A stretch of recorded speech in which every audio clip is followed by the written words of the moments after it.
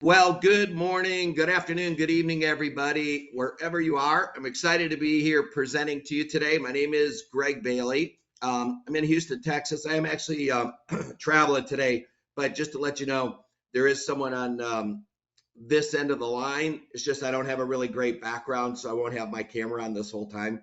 But anyways, after the session, feel free to reach out to me. Happy to do more detailed demos, set up trials. Hopefully you'll get a lot of really great content that I'm going to share with you today. So with that being said, just to kind of get ourselves kicked off, everything I'm going to be going through today is really going to be based on real world experience. Many of the use cases and case studies I'm going to be presenting are going to be based on many of these particular clients here. So just know that everything I'm going to apply to obviously is going to relate to internal audit. Some of you may use the term projects as well. So we'll kind of use those interchangeably as we go through the session today. But again, it's going to vary across the vertical. So just know that's really where we'll be addressing things here. Now, one thing I wanted to do before we kick off here is just so as I'm going through the session, I'm able to understand the different kinds of folks we have on this session. So if you could just take a look at the poll that should be popping up there. Just give me a general idea of the kind of resource pool size, because that way we'll all kind of have an idea, and then we'll also get a sense of the various features and functions related to that would be good to talk about here.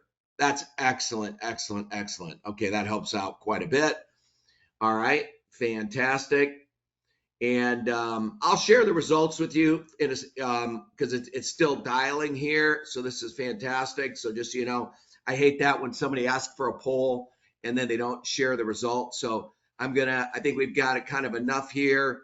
I'll share the results, and let's see. Can you see the results? I don't know if you want to go ahead and do a hand raise. I don't know if you can do a hand raise in your session. Yep. Okay. Awesome. Awesome. Awesome. All right. So now you get a general idea kind of the size. Fantastic. Now, I do think probably as I go through this, one of the big common threads across all of it is that, some folks are using, if you will, GRC tools, right? But many cases, clients are using Excel. So probably a lot of you are using Excel for that. So we'll talk a lot. Now, today's key session, just as we know, is your audit plan actually achievable? So I'm going to go through these three primary takeaways, which is, what was talked about in the session. And everything that I'm going to go through is really going to align to a number of different professional standards that are out there, right? Some of you probably on this call might have met at the recent GAM conference in Las Vegas. But all of this, even when we look at resource capacity planning, it's really important whether you're a team under 25 or you're a team with over 200 resources in the pool. Do we have the right people that we're assigning? Do they have the skills? We'll talk about that quite a bit. And then obviously, I don't care if it's a small team or a large team, things are just constantly changing all the time. What if a new audit gets thrown in? What if obviously new challenges happen related to your business that you now have to deal with and look at? People leave.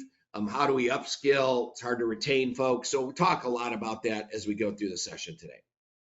Now, I would expect most of you have questions that come up all the time. I do hear some folks always say, hey, we do an annual audit or an annual audit plan, which is great. I don't know of too many where their annual audit plan never changes, or it is in flux, or they have new things that get thrown in the pipe, right? So I'm not going to read all of these various things. I will go through and share with you how we can help address these various items here, and how we can hopefully make your life a heck of a lot easier with some best practices and also maybe some solutions that might support you, in particular if you're using Excel, or even if you've got an existing GRC tool that that doesn't really have a lot of certain capabilities that we'll get into as we go through the session. Some of the key challenges that we've seen, I know I pulled the 2022 one. I think the 2023 is fairly similar, slightly different. The biggest thing, a lot of this has to do, some of the key ones anyways that I'm going to focus on are obviously people, right? Because that's why you're on this call. You're in the internal audit space. You're doing a lot of work. Some of you may be just one person that is doing all the audit for your company, if you will. But if we look at a lot of these relate to,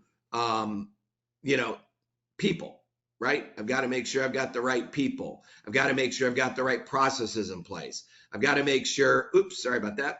I got to make sure that I'm not giving my staff burnout. Do we have the right staff available? So again, just to let you know, these were just a lot of the things as we go through this session. How can we help out some of these key things? Also, as you put into some of these processes in place, or even some of the techniques or some of the software that will show you, it will actually support some of these things related to, being able to do a lot of the what if modeling. Now, many of you are hearing today, some have traditional kind of audits, some have traditional agile that they're working on. I hear that quite a bit. And again, a lot of times you still have sort of keep the lights on stuff. So again, you're not constantly 100% working on audits, right? You've got to be working on documentation, you're working on your backfill papers, stuff like that. So there's a percentage of your time that's constantly being spent on other things too. So we have to take that into account.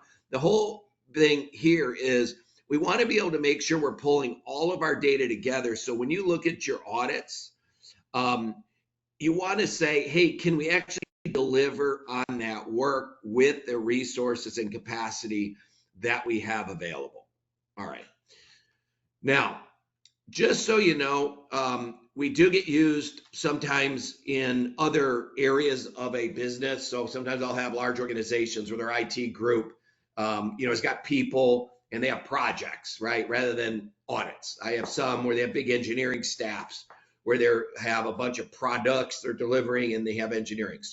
So big thing I wanted to mention here is that for those of you on this call, again, I'll show you that if you're replacing Excel, some nice solutions. Others, if you're already currently using excellent tools like Wolters Kluwer Teammate Plus, or you've got other systems that you're leveraging, I'll show you how we can integrate in with those. So the main thing I wanted to let you know is if there is a need to integrate with whatever you currently have, completely doable, or you could just run Tempus standalone to replace Excel. Just an example of when we talk about integration, I just want to let you know, like Teammate Plus, we got out-of-the-box integration with that, with some other tools. But if there's data that you've got there, we can auto-populate Tempus, and then you're going to be able to do a lot of the what-if scenario modeling that we've got here today. So I'm going to jump into some live examples here. Many of you, I expect on this call, if you're using Excel, probably have Excel sheets, and you want to, and the reason you use Excel is one, it's really easy, but you've got a lot of different tabs on it. It might not be as simple as you'd like to do it. So I will show you how many of the organizations that we work with, they're kind of leveraging this sort of really simple way to be able to plan the demand of either a named person or a generic role, whether you're doing it by FTEs or percent or hours, because you got to be able to forecast in the future where you're going to have bottlenecks. Because again, as we know, you've got a lot of work going on, and some of you also are getting resources maybe from other business units, right? I need somebody from IT to support me, especially with all the cybersecurity stuff going on.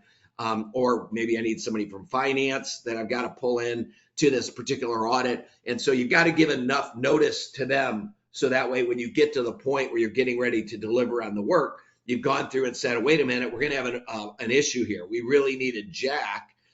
Jack is on other things in addition to what we're asking him to do on these cybersecurity audits. So we've got to make sure we've got a good look ahead to see that. Now, this has really nothing to do with internal audits. I just wanted to let you know one thought and that I like to say, and I actually got this from a large organization over in Germany, a large pharmaceutical company, to let us know that we don't have to always allocate people 100% of their time. Because I know a lot of times we're always going, okay, we got to allocate them 40 hours, 40 hours, 40 hours, 40 hours. The reality is yes, they have 40 hours available. Just like if you look at a freeway, right? This is 100% utilized on the top. But you know what? It's nothing but a traffic jam. You have no way to maneuver. You have no flexibility if something new change comes on. But it is really utilized, right? Almost 100%, if not 95. Where if you take a look at things like, hey, how about if we just assign people 35 hours, right? And leave that extra 5% for the other things that we know are going to go on. You have a lot more flexibility, and probably you'll actually complete more things than you would if you allocated people 100%. Now, again, you could take this, you could leave it, whatever. I like the visualization of being able to say, we've got to set some capacity aside for other things that just come up, right? And we want to make sure that we have the ability to deliver on that. Now, I'm going to talk a bit about now how we not only forecast, but I'll jump into how we react to changes. So I'm going to bring up now, and I think I've got to go. Bear with me 1 second because I want to make sure I'm sharing my screen here properly. And I'm actually just going to share the whole screen now. Okay. And I'm just going to ask if you're seeing, if you can give me a couple of thumbs up, my browser there. Thank you. Awesome. All right. Terrific. All right. Now, when we talk about resource capacity planning, right, one of the things that's critical is you're going to have people in a pool. And the people in the pool, right, sometimes you're just planning by generic role, especially for things, if you're doing your annual plan, right, you don't know who you're going to put on it in the fourth quarter, right? Well, maybe you do, but again, some of you that have some of the smaller teams, you may have only 3 people on your team, right? Or maybe you're the only person delivering on it. So it very well could be, you're just planning by name person. But just want to let you know, you're going to have generic roles. You'll have named people. And then in some of the scenarios or use cases, we want to be able to look at also, do we have the attributes related to the people, like what role are they, what location? Again, some that are in large organizations that were on there, maybe you're in different locations, you've got different teams. We also need to start looking at things like skills. Hey, do we have the right skill? Are they CISA trained? Are they CIA? All the things that that you're looking at. In some cases too, you would like to have certain people that are experts in maybe various verticals, or maybe you need to get some folks that have gone through their self-assessment for security training, things like that. Or maybe we need to have folks that, we're getting into renewables, we're going into, a different kind of facility that we're auditing, and we'd really like to have an expert in that. So again, I'm just letting you know, as we talk about the people, the staff that you have on your team that you're going to be assigning to work, whether it's one person or multiple people, you can capture just a little bit of data about them, or maybe you might capture more data. So this kind of gives you the ability to do that. There are cases where I'll see clients where they maybe have some of that data in a GRC tool that we'll pull in. Some clients maybe have some of that data in SAP success factors. We'll pull that in. But a lot of times they'll just capture some basic data directly here in Tempus. Now, as we talked about planning, and this is kind of where I see a lot of folks that are doing this kind of planning in Excel or in their existing GRC tool. They might not do it maybe to the quite be able to do it as simply in this level here. Because again, we're trying to make sure it's easy that whether I'm forecasting a generic role by FTE, right? I'm kind of doing it by FTE to keep it simple. Maybe I need Abigail for half of her time here. It's very Excel-like, very simple. So those that are using Excel too, you'll see this is very, very simple.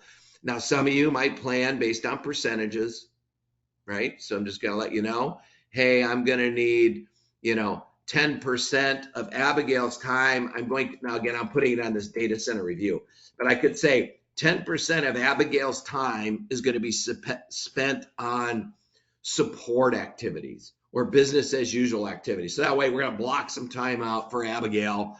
So that way, we know things are going to pop in our schedule there, right? Now, I might do it by hours. Some of you at the audit level, you might just say, hey, it's a 1,000-hour audit, right? I can do that as well. I'm not showing that on here, but again, I can plan by month, by quarter, by fiscal period, by the entire audit level. Main thing here I just wanted to show is, as we were talking about here, when you're doing your forecasting, you can just forecast and start seeing where you're getting over and under allocation, even if you're doing it at that generic role level, right? So again, I just want you to imagine that instead of Excel, you're kind of able to do that here in this very simple data entry mode to replace Excel, right? Super easy to do. And by the way, I'll get to the end on this, but I'll just kind of bring it up as a reminder.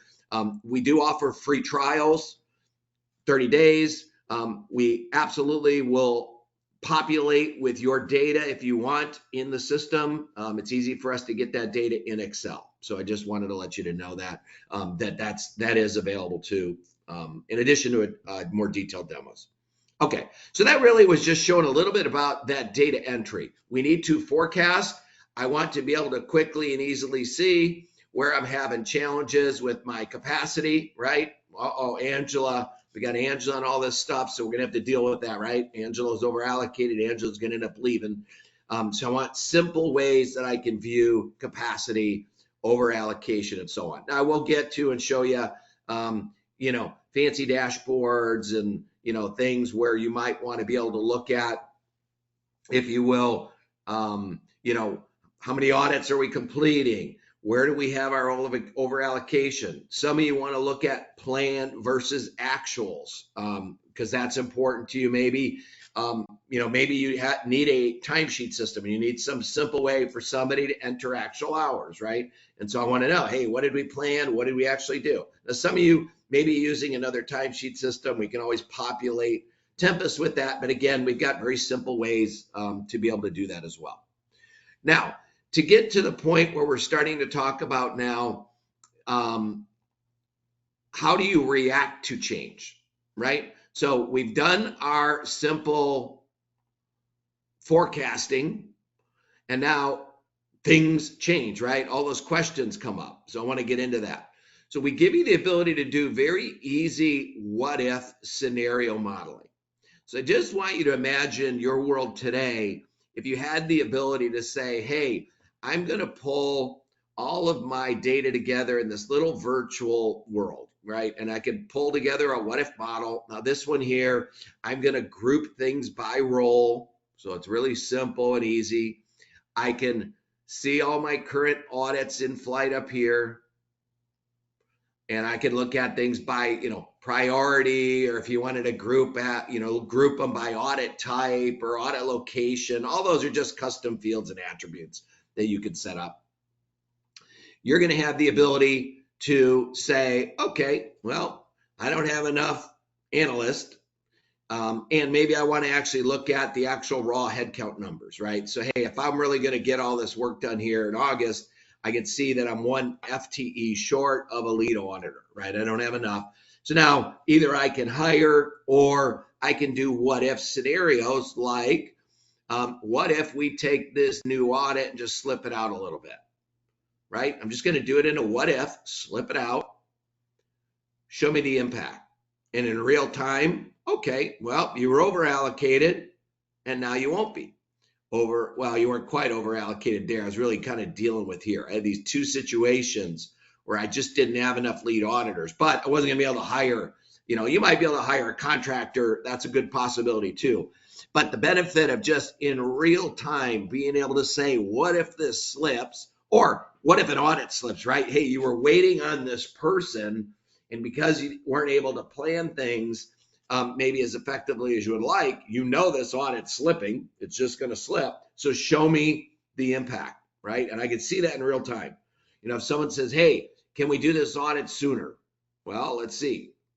We can do it sooner. Now, again, I don't have enough lead auditors. I can actually see the named people, right? So again, I'm looking at it by role here, but for some of you that are the under 25 in the pool, it could be you're just looking at your named team, right? You just want to know, hey, when am I going to over allocate somebody? And then again, they're doing things like popping new audits in. Other things I can do here. You might have new audits that all of a sudden, or new projects that get thrown on you. Even if you've got the annual audit, this is it. This is all we're going to do. We know that never is the case. You can actually ask Tempus, hey, Tempus, when can I slot this one in? And it'll come back and give me dates of when I can slot it in. Now, it's telling me I can't get 100% of what you want because you specifically were asking for Abigail and some other named people.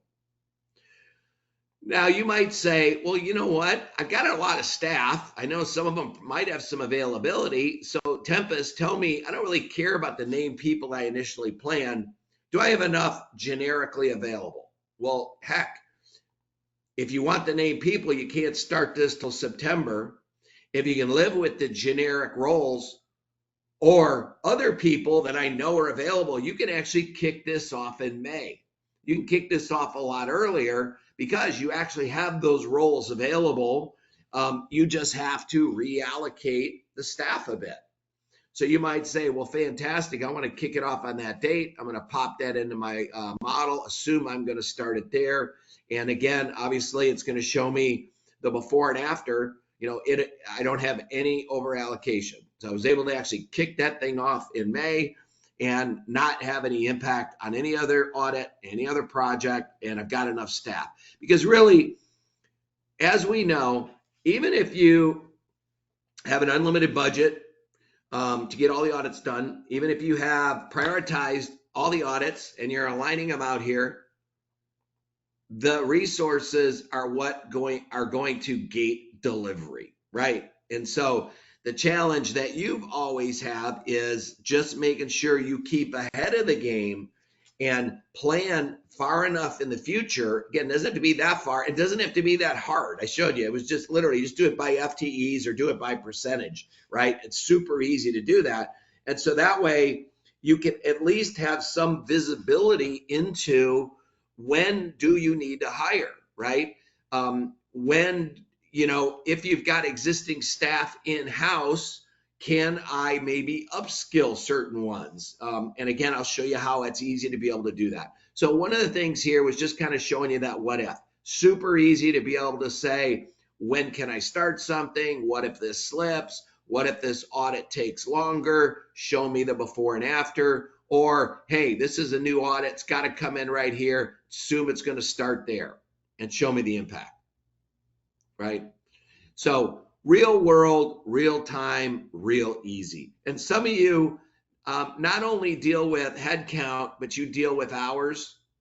And some of you are dealing with financials, such as labor cost.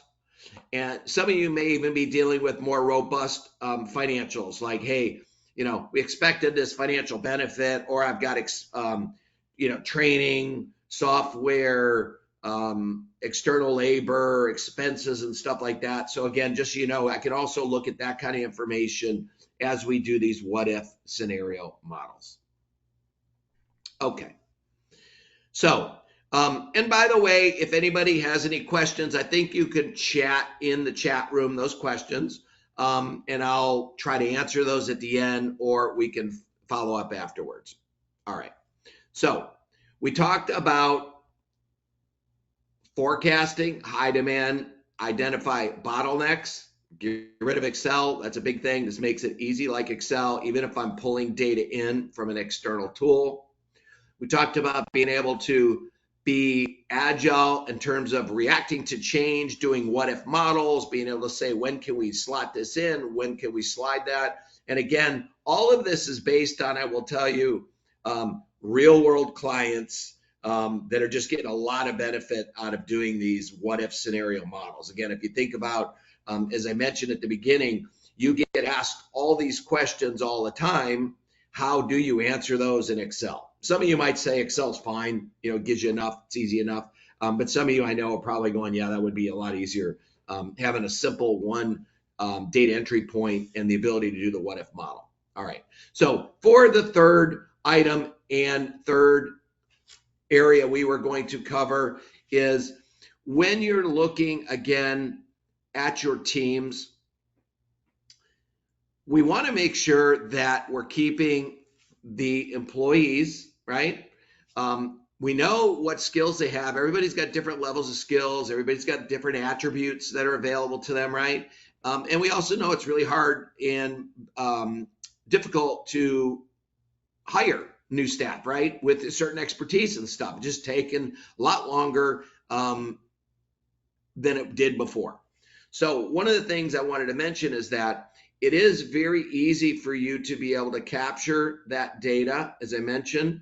I do have some clients where they'll have the employees maybe go ahead and update their own skills matrices, so I'll give them some data that they allow them to do, so it's super easy to do.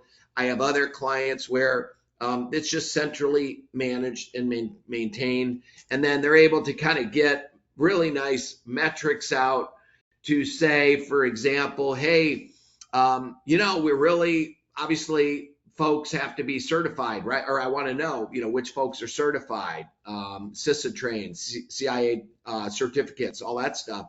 So I can at least keep track of, who has it, who doesn't.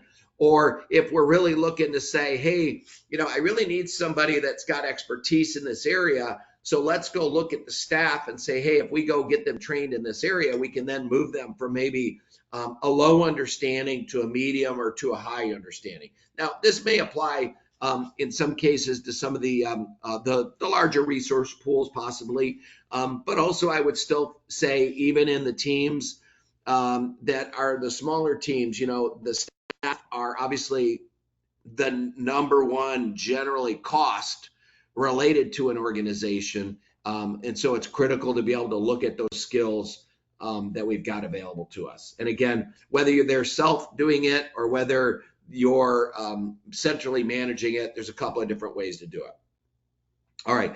One final thing, only because I did get one question on it in the box, was that as we showed you here, very easy to plan your data, right? Super easy to plan, just like Excel, as I mentioned, whether I'm doing it in FTE, percent, hours, cost generally will automatically roll up. We get to be able to do the what if scenario models. So again, I'm forecasting, but one of the questions related to actuals. So yes, we do have the ability to make it very easy to report actual hours. Now I have some clients where they may just have their users at the end of the week go in either report how many actual hours they spent on something, or maybe percentages. I only spent 10% on this, 20% on this activity, right? So super easy timesheet. Now, again, you can always do it by day, right? Again, it's very Excel-like. It's the whole intent here. And then you can always ask people to add things, hey, I'm working on process improvement or reporting activities, or I got to do this issue validation, line management, things like that. You can also add that as well. So again, to answer that question, yes, you can enter actuals in here. It's very simple. It's very easy. It's built for small teams. That can be also used quite effectively for large teams. And as the final thing, when we talk about here, being able to visualize all of your data is critical. And really, a lot of it relates to making sure that we're not over allocating people. We're completing the things we said we were going to complete. We've got good visibility into the plan versus actuals. And again, all about providing that visibility in a central, nice, easy, simple system, whether it's integrated or whether it's replacing Excel. So what I'm going to do now is I'll give you all a copy of this PowerPoint. We'll send this afterwards along with the recording as well. I want to thank everybody for their time today, for attending the session. Feel free to reach out to me if interested, or again, if you go to the Prosymmetry website, you can register for the free trial, register for a more detailed demo. And again, all of these key things are critical to be able to manage, and all of it aligns with what the IIA talks about. So again, thank you very much. Have a wonderful afternoon, and I'll go take a look and see if there's any questions in the pool. All right, I don't see any, so that's wonderful. Oh, there we go, we got a few. Can you show us source info and hourly rates? Okay. Yes, okay, so as we go through these, can you show how co-source info and hourly rates? Yes, so let me gotta go through some of those questions here. So being able to set up rates in the pool are super easy. Now, there are cases where you'll have rates that you'll assign to an individual. It very well could be just a simple blended rate you use, or you might use more advanced rate tables, if you will. Also, you might have various rates that you apply at the audit level. You could have different rates for different types of resources, like you said, for external versus internal. So very robust ability to review the rates there. All right, let me go to the next question. Bear with me a minute. I gotta like maneuver my way around the system here. Okay. Yes, you can record a timesheet. I kind of went through that to cover that before. Let me go open this one up. I may have missed, does the before and after track differences after adjusting? Yes. So there's a full audit log in the system that will track all of that data, Maher, and we'll get some additional data to you on that as well. Okay, for individual time tracking, are you enabled to enter at the phase? Yes, you can do it at the project level, the phase level, or the tasks, and if you want to, you're just going to put total hours. Okay, so with that, thank you so much. Enjoy the day.